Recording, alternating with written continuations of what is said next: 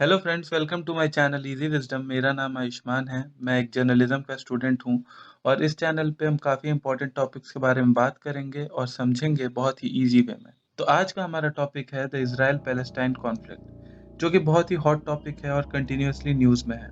So let's understand this topic and it's complete history.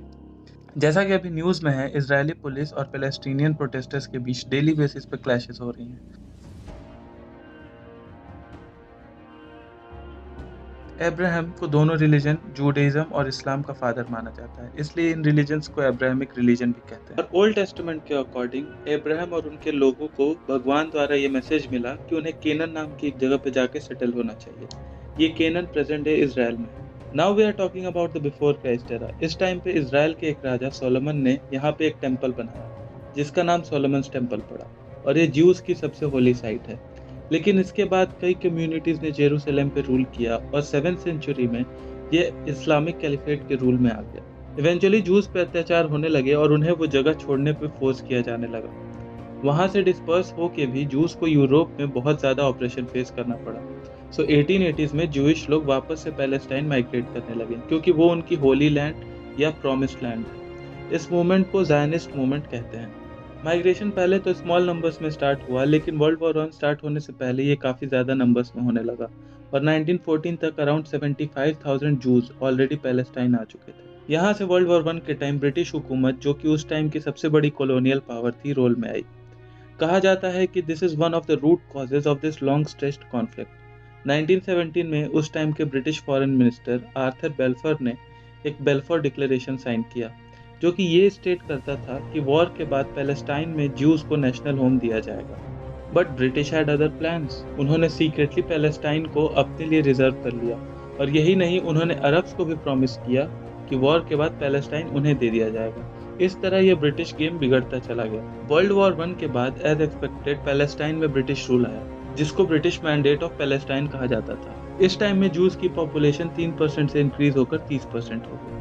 Arabs को ये बात गवारा नहीं थी और उन्होंने 1936 में ब्रिटिश रूल के अगेंस्ट रिवोल्ट कर दिया। इन्हीं कुछ सालों में 1939 में वर्ल्ड वॉर 2 स्टार्ट हो गया, and in World War 2 there was a Holocaust. Holocaust का मतलब था जेनोसाइड और मास किलिंग ऑफ जूस। कहा जाता है कि हिटलर के द्वारा करीब 42 लाख जूस को गैस चेम्बर्स में डाल के मार दिया गया। वर्ल्ड वॉर 2 के खत्म होने के बाद 1948 में यूएन ने इंटरवीन किया और पैलेस्टाइन का पार्टीशन 2 पार्ट में कर दिया, that is Jewish state of Israel and Arab state of Palestine। Israel ने इसको एक्सेप्ट कर लिया, लेकिन अरब्स को ये एक अनफेयर डिवीजन लगा।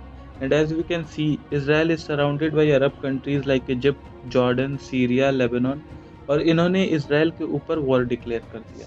अगेंस्ट द ऑड्स इसराइल इस वॉर में विनर इमर्ज हुआ और न ही सिर्फ वॉर जीता, बल्कि पैलेस्टाइन का मेजर एरिया कैप्चर कर लिया।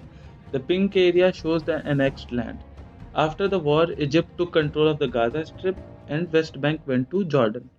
After this, the fighting went on and off. इसी बीच PLO का फॉर्मेशन हुआ 1964 में, to be the voice of Palestine.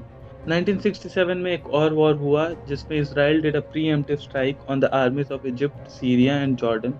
Preemptive strike का मतलब होता है वो नेशन पहले ही स्ट्राइक कर दे जिस पे अटैक होने वाला है या जिसके अगेंस्ट वॉर डिक्लेयर होने वाला है। वॉर के बाद इसराइल ने इन नेशंस की टेरिटरीज कैप्चर कर ली। आप देख सकते हैं कि कैसे पैलेस्टाइन का एरिया हर वॉर के बाद नेग्लिजिबल होता चला गया। After the war there was a peace accord between Egypt and Israel, जहां इसराइल ने जो लैंड कैप्चर किया था उसे लौटा दिया और इजिप्ट ने इसराइल को एज ए स्टेट रिकॉग्नाइज किया। और ये photo Egyptian president Anwar Sadat और इजरायली प्राइम मिनिस्टर मेनेचिन बीजिन का है। बाकी अरब कंट्रीज भी इसराइल के साथ अब पीसफुली थे, लेकिन पीएलओ अभी भी अपने टेरर एक्टिविटीज से इसराइल पे अटैक्स करता रहा। 1987 में इजरायली डिफेंस फोर्स और पैलेस्टीनियन मिलिशिया के बीच एक इंसिडेंट हुआ which turned out to be very violent and thousands of people died. It was known as the First Intifada. First Intifada के बाद पीएलओ और इसराइल ने पीस के लिए 1993 में ओस्लो अकॉर्ड साइन किया। ये एक बहुत फेमस फोटो है जिसमें बिल क्लिंटन के प्रेजेंस में इजरायली पीएम यित्ज़हाक राबिन और पीएलओ के लीडर यासिर अराफात ने ये पीस अकॉर्ड साइन किया। लेकिन दूसरी मीटिंग में ये फेल हो गया क्योंकि बहुत सारे इश्यूज जैसे कि जेरूसलम और माइग्रेंट्स के इश्यूज पे कोई कॉमन ग्राउंड नहीं मिल पाया। Furthermore, Ariel Sharon who was to become the Prime Minister of Israel, उन्होंने टेम्पल माउंट विजिट किया काफ़ी हैवी आर्मी के साथ। टेम्पल माउंट पर ही अल अक्सा मॉस्क है, जो कि मुस्लिम्स की होली प्लेस है। पैलेस्टीनियंस को ये बात बहुत ऑफेंसिव लगी और इसे लेकर प्रोटेस्ट स्टार्ट हो गए। दंगे और बॉम्बिंग्स भी शुरू हो गई।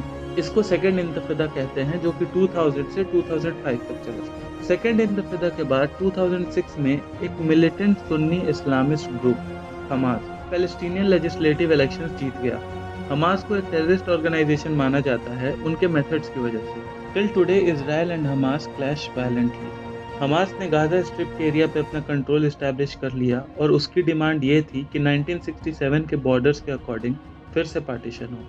लेकिन इजराइल ने ये एक्सेप्ट नहीं किया, क्योंकि पैलेस्टाइन ने इजराइल को फॉर्मली स्टेट नहीं माना। प्रेजेंट सिनेरियो की बात करें तो ये वायलेंट क्लैश स्टार्ट हुआ जब इजराइल ने 12 अप्रैल को डेमस्कस गेट को बैरिकेड कर दिया, जो कि पैलेस्टीनियंस का कल्चरल आइकन है और रमज़ान के टाइम वो यहाँ गैदर होते हैं। इस बैन के बाद प्रोटेस्ट स्टार्ट हो गए। Adding to the series of event, 16 April को इजराइल ने कहा कि अल अक्सा मॉस्क में सिर्फ 10,000 लोग प्रेयर कर सकते हैं और ये लिमिट लगा दी। इससे क्लैशेस और वायलेंट हो गए और गाजा और वेस्ट बैंक में भी स्ट्राइक्स होने लगे। इतने सारे वायलेंस के बाद अब सिचुएशन ऐसी हो गई कि लोगों को डर लगा कि ये थर्ड इंतफादा स्टार्ट ना हो जाए। इसके बाद गाजा स्ट्रिप से बहुत सारे रॉकेट लॉन्चेस स्टार्ट हो गए, जिसको इसराइल के आयरन डोम ने इंटरसेप्ट किया और ये आयरन डोम भी बहुत ही ज़्यादा न्यूज़ में था। So this is the present scenario and अभी भी till this minute the clash is going on between the two countries. इस कॉन्फ्लिक्ट का मेजर इशू हमेशा से जेरूसलम रहा है। जेरूसलम 1947 के पार्टीशन के अकॉर्डिंग एक इंटरनेशनल सिटी होनी चाहिए, लेकिन जो फर्स्ट अरब इजराइल वॉर हुआ 1948 में, इसमें इजरायलीज ने western half of the city को कैप्चर कर लिया और ईस्टर्न पार्ट जॉर्डन को चला गया। उसको भी बाद में इजराइल ने 1967 के वॉर में कैप्चर कर लिया। जेरूसलम एक रिलीजियस एपिसेंटर भी है, जहाँ पे दोनों ही रिलीजन्स के होली प्लेसेस हैं, तो दोनों ही नेशंस के लिए ये एक कॉन्फ्लिक्ट का टॉपिक बना रहता है। So, I will keep bringing interesting videos to nurture your intellect. Till then, like this video, subscribe to my channel, and don't forget to click the bell icon for the new updates. And also follow me on Instagram to get regular updates about my videos.